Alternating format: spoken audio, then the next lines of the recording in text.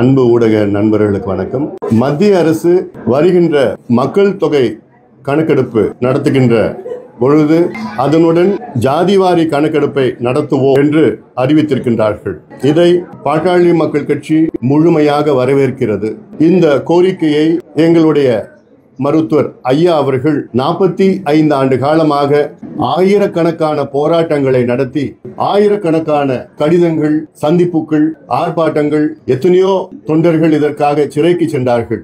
மருத்துவர் ஐயா அவர்கள் பிரதமர்கள், குறிப்பாக ராஜீவ் காந்தி அவர்களை பல முறை சந்தித்தார். அதன் தொடர்ச்சியாக VP சிங் அவர்களை சந்தித்தார். அதன் பிறகு வாஜ்பாய் அவர்களை பல முறை சந்தித்தார். மன்மோகன் சிங் அவர்களை பல முறை சந்தித்தார். பிரதமர் மோடி அவர்களை பல முறை சந்தித்து இதை வலியுறுத்தி மக்கள் தொகை கணக்கெடுப்பின் பொழுது ஜாதிவாரி கணக்கெடுப்பு நடத்த வேண்டும் என பல முறை வலியுறுத்தி வெற்றி பெற்றிருக்கின்றார். இந்த வெற்றி எங்களை பொறுத்தவரை எங்களுடைய மருத்துவர் ஐயா அவர்களுக்கும் பாட்டாளி மக்கள் கட்சிக்கும் சேரும். பிரதமர் மோடி அவர்களுக்கு எங்களுடைய வாழ்த்துக்கள், பாராட்டுக்களை நாங்கள் தெரிவிக்கின்றோம். இடையிலே இதை வைத்து யார் யாரையோ அரசியல் செய்து கொண்டிருக்கின்றார்கள். சமூக நீதிக்கு சம்பந்தம் இல்லாதவர்கள் எல்லாம் இதில் எங்களுக்கு பங்களிப்பு இருக்கிறது என்று பேசிக் கொண்டிருக்கின்றார்கள்.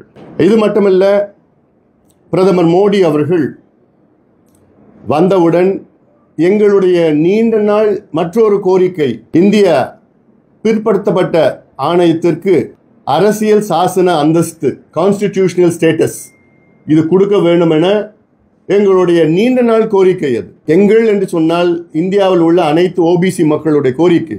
அதை பிரதமர் மோடி அவர்கள் நிறைவேற்றியிருக்கின்றார்கள். காங்கிரஸ் ஆட்சி நேரத்தில், நான் அன்று அமைச்சராக இருந்த நேரத்தில் கூட இதை அன்றைய பிரதமர் மன்மோகன் சிங் அவர்களிடம் பல முறை வலியுறுத்தியும் அதை செயல்படுத்தவில்லை.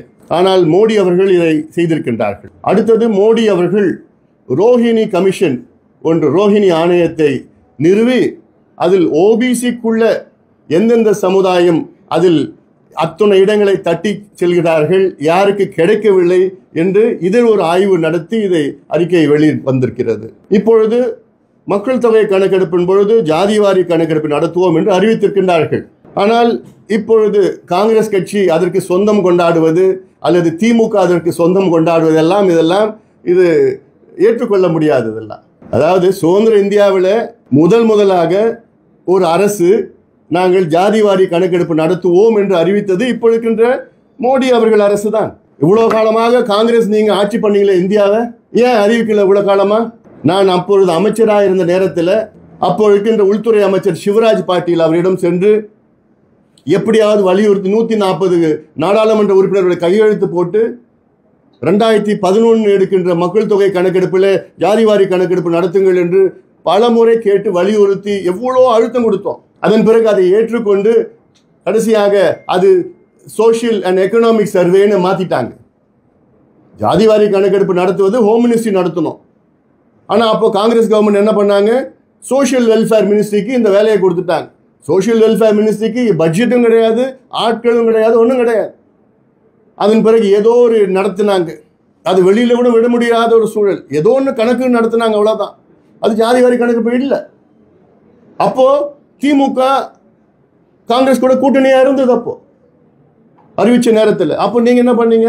வாஜ்பாய் அவர்கள் பிரதமராக இருந்த நேரத்தில் எங்கள் மருத்துவர் ஐயா அவர்கள் பல முறை அவரை சந்தித்து அத்வானி அவரிடம் வலியுறுத்தி, அப்பொழுது துணை பிரதமர் அத்வானி அவர்கள் வலியுறுத்தி எடுக்கின்ற நேரத்தில் அத்வானி அவர்கள் ஒத்துக்கிட்டார். 2001 மக்கள் தொகை கணக்கெடுப்பில் ஜாதிவாரி கணக்கெடுப்பு நடத்தணும்னு ஒத்துக்கிட்டார். ஒத்துக்கிட்ட நேரத்தில் பார்த்தா குஜராத் பூகம்பம் வந்துடுச்சு. பூகம்பம் வந்தவுடன் அப்புறம் அப்படியே அது விட்டு போயிடுச்சு. ஒவ்வொரு காலகட்டத்திலையும் நாங்கள் வலியுறுத்திட்டு வரோம். மத்தியில் பல முறை வலியுறுத்தி, நான் நாடாளுமன்றத்தில் பல முறை நான் பேசியிருக்கிறேன். சமீபத்தில் 2 மாதத்துக்கு முன்பு கூட நான் நாடாளுமன்றத்தில் தெளிவாக நான் பேசியிருக்கிறேன். வெள்ளக்காரன் எடுத்தது 1931 எடுத்த அந்த டேட்டா வச்சுக்கிட்டு தான், தரவுகள் வச்சுக்கிட்டு தான் இன்னைக்கு நம்ம கொடுத்துட்டு வரோம். நமக்கு இப்பொழுது மாடர்ன் நவீன தரவுகள் வேண்டும் என்று நாடாளுமன்றத்தில் பேசி உடனடியாக மத்திய அரசு ஜாதிவாரி கணக்கெடுப்பு நடத்தணும் அப்படின்னு சொல்லியிருக்கிறேன். இது ஒரு பக்கம். அடுத்தது, எங்களுடைய கோரிக்கை என்னன்னா, தமிழ்நாட்டில் காஸ்ட் சர்வே தமிழக அரசு உடனடியாக அறிவிக்கணும். இதற்கு பல காரணங்கள் இருக்கு. இப்ப நேற்று முதலமைச்சர் ஒரு ட்வீட் போட்டிருக்கார், இது எங்க கோரிக்கையை மத்திய அரசு நிறைவேற்றி இருக்கிறது, இது எங்களுக்கு தான் வெற்றி. என்ன வெற்றி இதுங்க? யாருக்கு வெற்றி இது? உங்களுக்கும் சமூக நீதிக்கு என்ன சம்பந்தம் இருக்கு? ஜாதிவாரி கணக்கெடுப்பு நடத்துவது சர்வே நாங்க கேட்கிறோம். சென்சஸ் எடுப்பது மத்திய அரசு நடத்தணும். இப்போ மக்கள் புரிஞ்சுக்கணும், சென்சஸுக்கும் சர்வேக்கும் என்னென்ன வித்தியாசங்கள் இருக்கிறது. நேற்று சில தொலைக்காட்சியில பார்த்தேன், அவங்களுக்கு என்னன்னு தெரியாமலே உலகிட்டு இருக்கிறாங்க ஆளுங்கட்சி சார்ந்தவர்கள். என்னன்னு தெரியல, ரியாலிட்டியே தெரியல. சென்சஸ் என்பது மத்திய அரசு தான் எடுக்கணும், மக்கள் தொகை கணக்கெடுப்பு மத்திய அரசு தான் எடுக்கணும் சென்சஸ். அது கூட ஜாதிவாரி கணக்கெடுப்பு மத்திய அரசு சென்சஸ் கூட எடுக்கிறது, அது இன்னொரு அடிஷனல் டேட்டா தான். இந்த சென்சஸ் மத்திய அரசு எடுக்கிறது இப்ப பிராக்டிக்கலா என்ன ஆகும் பாருங்க. கடைசி சென்சஸ் எடுத்தது 2010 இருந்து எடுக்க ஆரம்பிச்சாங்க. அந்த டேட்டா நமக்கு எப்ப வந்ததுன்னா 2013 வந்தது.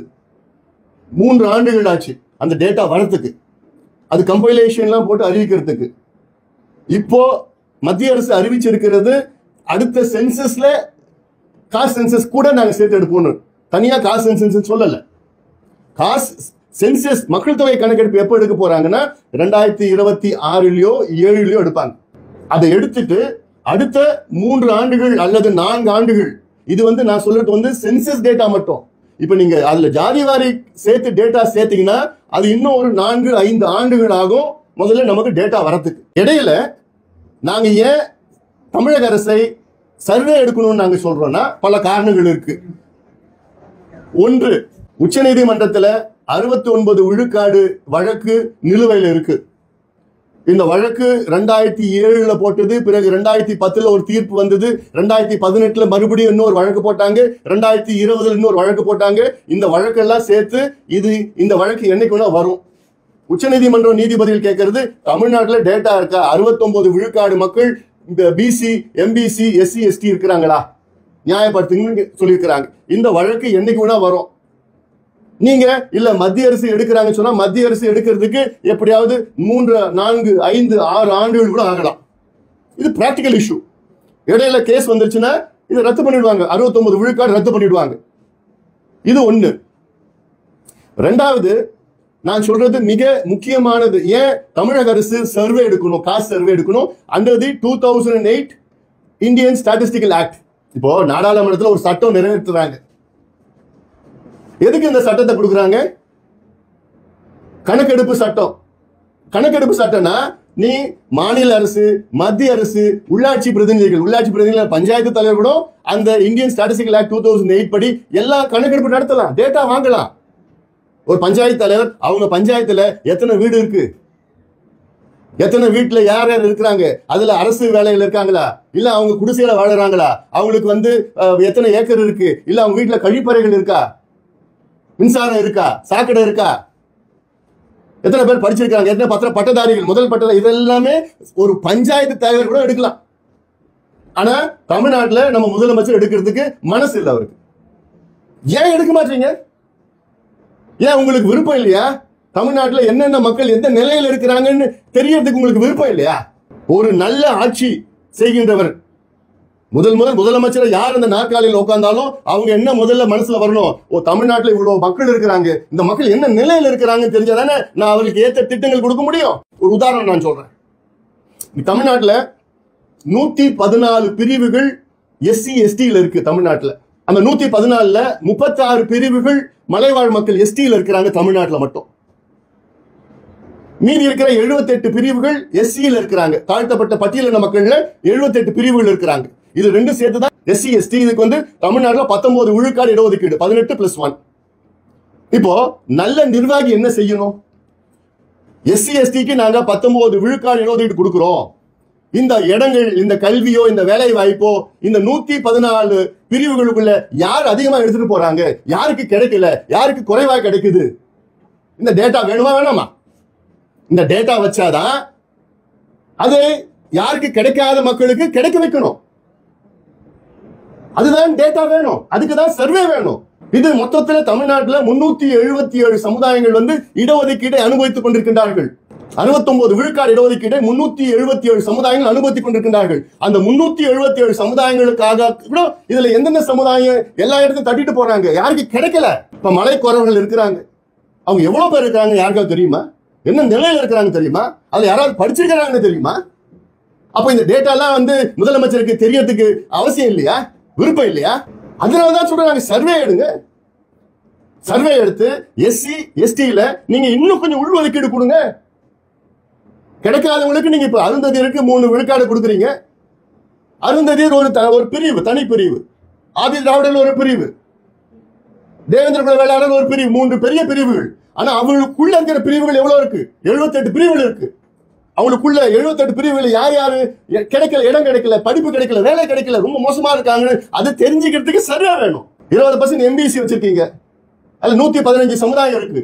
இந்த 115 சமுதாயம் என்ன நிலையில இருக்கிறாங்கன்னு தெரிஞ்சுக்கணும்.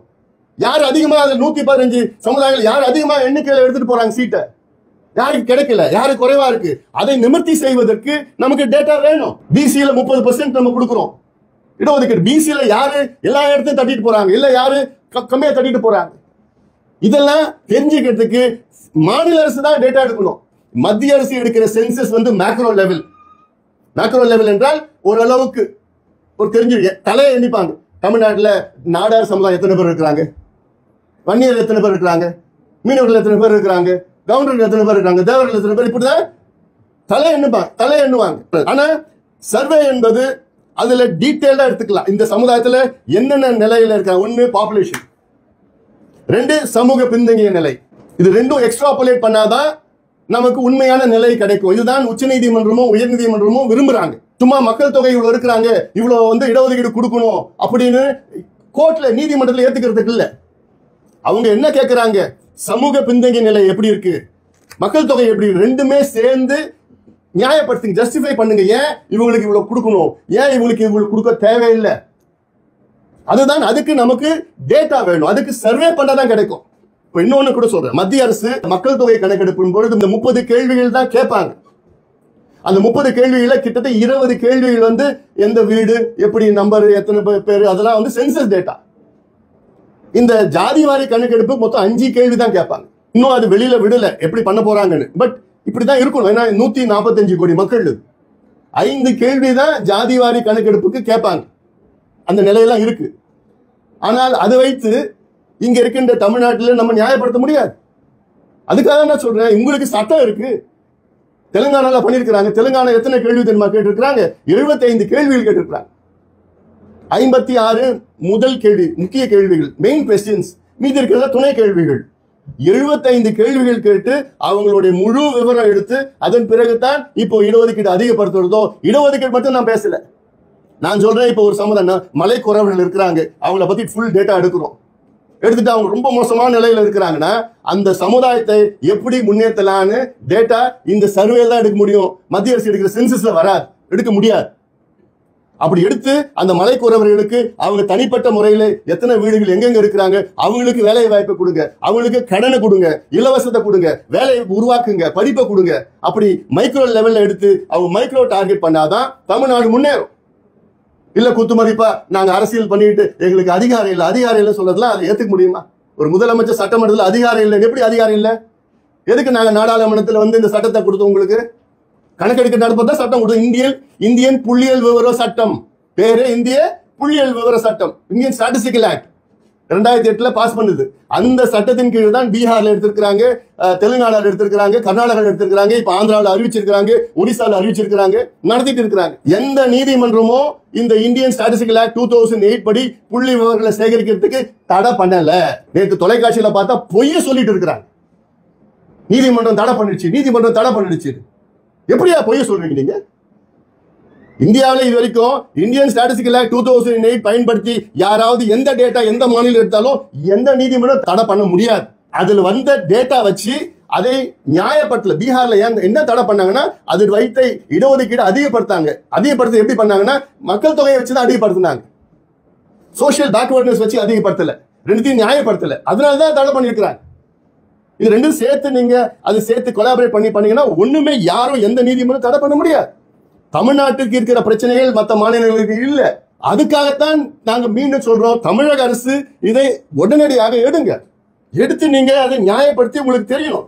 மீனவர் சமுதாயம் எத்தனை பேர் இருக்கிறாங்க, என்ன நிலையில இருக்கிறாங்க, அவங்களுக்கு வீடு இருக்குதா, போட் இருக்குதா, இப்படி எல்லாம் தேர்ந்து எல்லாம் இப்போ எம்பிசில உள்ஒதுக்கீடு கொடுக்கணும்னா இந்த சர்வே தான் பண்ண முடியும்.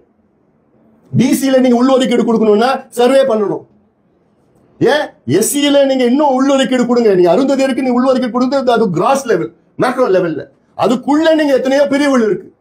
அவங்களுக்கு நீங்க உள்ஒதுக்கீடு கொடுக்கணும்னா நீங்க சர்வே தான் பண்ணணும். சென்சஸ் வச்சு ஒன்றும் பண்ண அது மாதிரி டேட்டா கிடைக்க போறது கிடையாது அதுல. அதனால ஒவ்வொரு பிரிவுக்குள்ள நீங்க உள்ஒதுக்கீடு கொடுக்கணும்னா சர்வே பண்ணணும். இன்னொன்னு, இப்போ நேற்று கூட பேசுனாங்க, திமுகவை சார்ந்தவங்க பேசி பொய்யா சொல்லிட்டு இருக்காங்க. அதாவது சுதந்திர இந்தியாவில் இது வரைக்கும் கணக்கெடுப்பு நடத்தல. கணக்கெடுப்பு நடத்தாம நீங்க எப்படி நீங்க 30% தமிழ்நாட்டில் பிசி கொடுத்தீங்க? எப்படி தமிழ்நாட்டில் நீங்க எம்பிசி 20% கொடுத்தீங்க? எப்படி நீங்க தமிழ்நாட்டில் 3.5% இஸ்லாமியர்களுக்கு நீங்க கொடுத்தீங்க? எப்படி தமிழ்நாட்டில் நீங்க 3% அருந்ததியர்களுக்கு கொடுத்தீங்க? எந்த கணக்கெடுப்பு நடத்தீங்க? நீங்க எந்த டேட்டா வச்சு கொடுத்தீங்க? இந்த டேட்டாலாம் சட்டநாதன் கமிஷன் 69ல 70ல அவங்க கொடுத்த டேட்டா, எக்ஸ்ட்ராபுலேட் பண்ண டேட்டா. அதன் பிறகு அம்பாசங்கர் அவர்கள் 84 85ல டோர் டு டோர் என்யூமரேஷன் பண்ண டேட்டா. அதன் பிறகு ஜனார்தன் அவர்கள் வந்து இதெல்லாம் சேர்த்து கலெக்ட் பண்ணி கொலேட் பண்ணி அதுக்கப்புறம் அவர் ரெக்கமெண்டேஷன் கொடுக்கிறார். அதை வச்சுதான் இந்த டேட்டா வச்சுதான் 20% எம்பிசி கொடுக்குறீங்க. அது கோர்ட் ஏத்துக்குச்சு, நீதிமன்றம் ஏத்துக்குச்சு. 10% அதுல வன்னியர்களுக்கு கொடுத்தா அதுல என்ன பிரச்சனை? அதையே ஏத்துக்கல. 20% ஏத்துக்கிறீங்க, கோர்ட்டும் ஏத்துக்குச்சு, நீங்களும் ஏத்துக்கிறீங்க. அதே டேட்டா வச்சு வன்னியர்களுக்கு 10% கொடுத்தா அதையே ஏத்துக்க மாட்டீங்க. அதே டேட்டா வச்சுக்கிட்டு அதே ஜனார்தன் ரெக்கமெண்டேஷன் 3% இஸ்லாமியர்கள் கொடுக்குறாரு, அதை ஏத்துக்கிறீங்க. இதே ஜனார்தனன் 3% அருந்ததியர் கொடுக்கணும்னு சொல்றாரு, அதை ஏத்துக்கிறீங்க. இதே ஜனார்தனன் வன்னியர்களுக்கு 13% கொடுக்கணும்னு சொல்றாரு, அது மட்டும் ஏன் ஏத்துக்க மாட்டீங்க? என்ன நியாயம் அது? இது நான் வந்து இங்க வன்னியர் பிரச்சனை மற்ற பிரச்சனை எல்லாம் அதெல்லாம் சொல்லல. there is a bigger problem than இந்த பிரச்சனை. பெரிய பிரச்சனை இருக்கு தமிழ்நாட்டுக்கு. 69 விழுக்காடு உள்ஒதுக்கீடு, நம்முடைய உரிமைகள். பேசிக் என்னன்னா ஒரு முதலமைச்சர் தெரிஞ்சுக்கணும் எந்தெந்த சமூகங்கள் எந்த நிலையில் இருக்கு, எந்தெந்த மாவட்டத்தில் என்னென்ன சமுதாயங்கள் இருக்கு. அந்த மாவட்டத்தை வளம் பெற, இப்போ ஒரு உதாரணம் நான் சொல்றேன், தமிழ்நாட்டில் 38 மாவட்டம் இருக்கு. இந்த 38 மாவட்டத்தில் 20 மாவட்டம் மிக மிக மிக மிக பின்தங்கிய மாவட்டங்கள். அந்த 20 மாவட்டத்தில் 15 மாவட்டங்கள் வட மாவட்டங்கள். இந்த 15 மாவட்டத்தில் பாத்தீங்கன்னா கல்வியில கடைசி 15 இடத்துல வருது. எப்போ 30 வருஷமா வருது. சுகாதாரத்துல கடைசியில வருது. குடிசையில அதிகமா இருக்கிற தமிழ்நாடு அதிகமா குடிசை இருக்கிற மாவட்டங்கள் இந்த 15 மாவட்டம். தனிநபர் வருமானம் மிக குறைவான மாவட்டம் இந்த 15 மாவட்டம். தொழில் இல்லாத மாவட்டம் இந்த 15 மாவட்டம். வேலை வாய்ப்பு இல்லை, ஆனா டாஸ்மாக் விற்பனையில முதல் இடத்துல இருக்கு. முதல் ஃபர்ஸ்ட் 15ல இந்த 15 மாவட்டம் வருது. அப்போ என்ன நீங்க ஒரு முதலமைச்சரா நீங்க என்ன செய்யறீங்க? என்ன செய்யணும்? என்ன ஒண்ணும் செய்யல.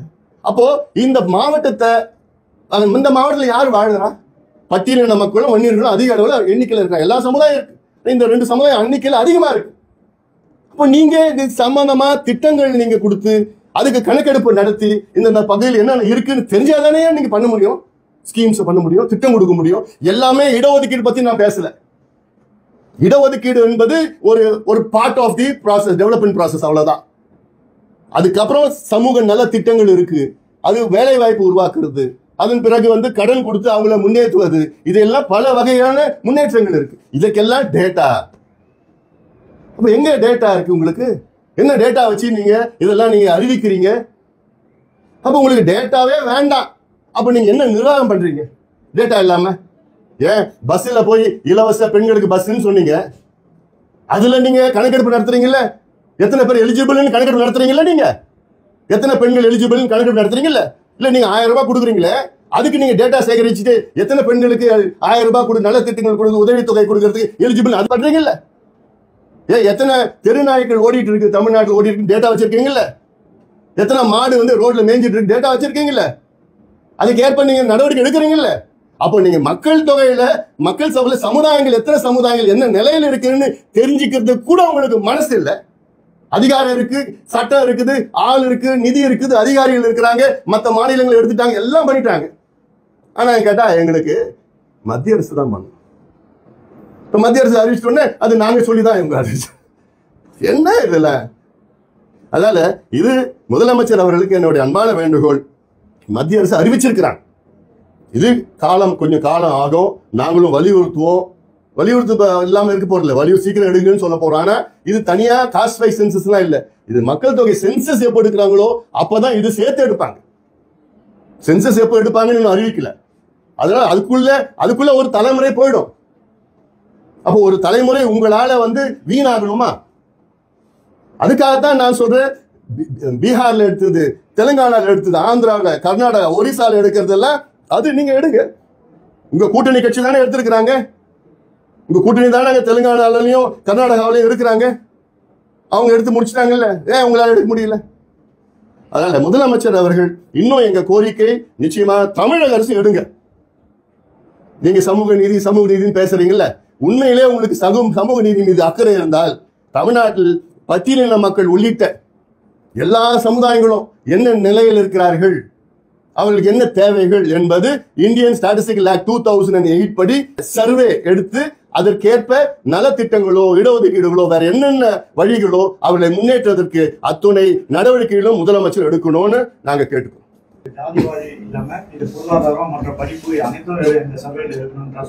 எல்லாமே நான் சொல்றது 75 கேள்விகள். மத்திய அரசு எடுத்தாலும் 5 கேள்வி தான் எடுப்பாங்க. ஒரு காலம் ஓபிசினா என்ன கம்யூனிட்டி, அதுல சப்காஸ்ட் என்ன, இதுதான் எடுப்பாங்க. தவிர அவங்களுக்கு என்ன அதுல எவ்வளவு வருமானம், வீடு இருக்குதா, முதல் பட்டதாரியா, குடிசை இருக்குதா, பாத்ரூம் இருக்குதா, அதெல்லாம் எடுக்க போறது இல்லை. ஜென்ரலா இது ஒரு கிராஸ் லெவல், மேக்ரோ லெவல் எடுப்பாங்க. ஆனா அது எடுக்கிறதும் இன்னும் கொஞ்சம் காலம் ஆகும். அதை எடுத்து கம்பைல் பண்ணி அதெல்லாம் போட்டு பண்றது. சென்சஸ் மட்டும் 3 வருஷம் ஆகுது. அது கூட காஸ்ட் சென்சஸ் எடுத்தாலே இன்னும் டைம் ஆகும். பிளஸ் அது கம்பைல் பண்ணி வரதுக்கு டைம் ஆயிடும்.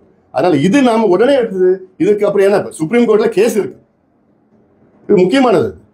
சுப்ரீம் கோர்ட்ல கேஸ் இருக்கிறப்போ நம்ம பாட்டை அப்படியே விட்டுட்டோம்னா நம்ம 69 விழுக்காடு போய் அப்புறம் அதுவும் போயிட போகுது. மத்திய அமைச்சர் பேசும்போது ஒரு விஷயம் சொல்லியிருக்காரு, மாநிலங்கள் தாங்களாகவே எடுத்துக்கொண்டால் குழப்பங்கள் குளறுபடிகள் ஏற்பட வாய்ப்பு இருக்கு. அதே மத்திய அமைச்சர் என்ன சொன்னார் தெரியுமா?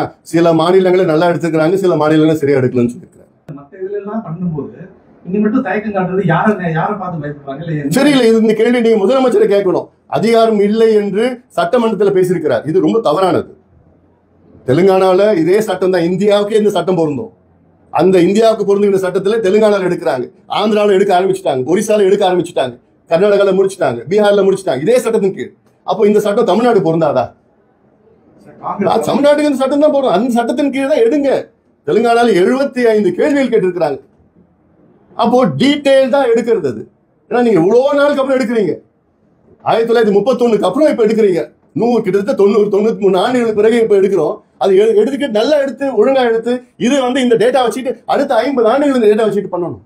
காங்கிரஸ் தலைவர் செல்வ பண்றீங்கன்னு 10 ஆண்டுகளாவே இல்லாம ஒரு தேர்தல், பீகார் தேர்தல் அந்த நோக்கத்துக்காக பண்றீங்களா? புதுசா நான் அப்படின்னு கேட்டிருக்காரு. அதாவது மோடி அரசு இதெல்லாம் சொல்றேன். இப்ப என்ன வேணா, இப்ப இவங்க இவ்வளவு நாள் இந்தியாவை ஆண்டாங்கல்ல, அப்பயும் அறிவிக்கல, பேருக்குன்னு ஒன்று அறிவிச்சுட்டு அப்புறம் அதை மாத்திட்டாங்கல்ல. ஏதாவது கேள்வி கேட்கறாங்கன்னா பதில் சொன்னா இப்படி சொல்லிட்டு போலாம். நன்றி.